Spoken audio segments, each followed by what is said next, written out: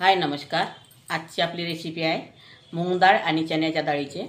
पण त्या अगोदर तुम्ही चॅनलवर नवीन असाल तर सबस्क्राईब करा आणि एक लाईक करा। चला तर बनवायला सुरुवात करूया। मी हे चणा डाळ सकाळी भिजू घातली होती, 2 तास भिजवलेली आहे। यातली अर्धी मी अशी क्रश करून घेतलेली आहे गरभरी। आणि यामध्ये आता मी हे शिलटेवाली मुगाची डाळ टाकणार आहे।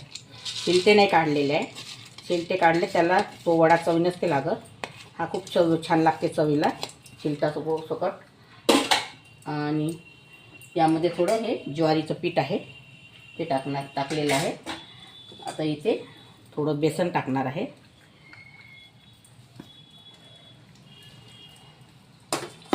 आणि हे तांदळाचं पीठ आहे।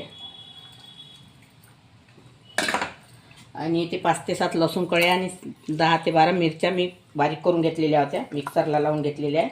हे यामध्ये टाकायचं आहे। आणि कढीपत्ता वगैरे त्याच्यात टाकला होता। लसूण कळ्या, कढीपत्ता आणि मिरच्या ह्या बारीक करून घेतलेल्या होत्या। आणि अद्रक लसूणचा पेस्ट पुन्हा टाकलेला आहे डबल। यामध्ये अर्धा चम्मच लाल मिरची पावडर आहे, धनी पावडर आहे, जिरा पावडर आहे, हळदी पावडर आहे 1 चम्मच, एक चम्मच आहे सगळं। आणि कस्तुरी मेथी हे यामध्ये टाकायचं। आणि ओवा आणि चवीनुसार मीठ।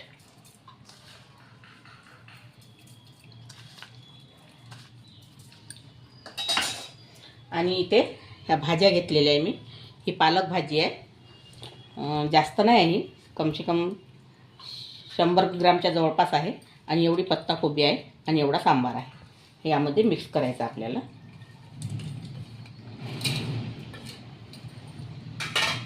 आणि ही अख्खी डाळ टाकायची आहे थोडी।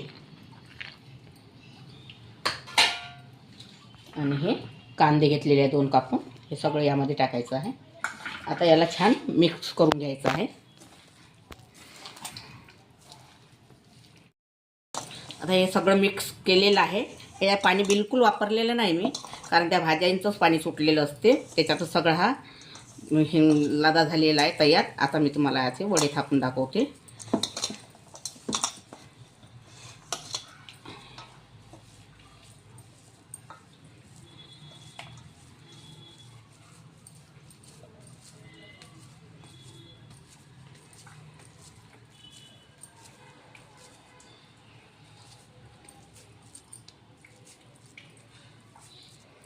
हे बघा, हलवाई स्टाईल वडा हॉटेलसारखा।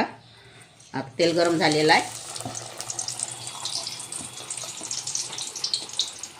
हलवाई मी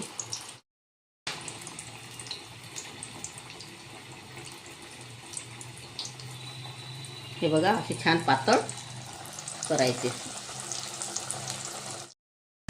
हे बघा आता हे आपले वडे तळून झालेले आहे।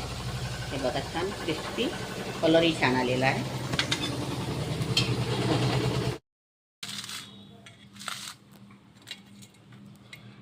आपले हे वडे तयार झालेले आहे। अगर तुम्हाला माझी रेसिपी आवडली असेल तर व्हिडिओला लाईक करा, शेअर करा आणि चॅनलला सबस्क्राईब करा।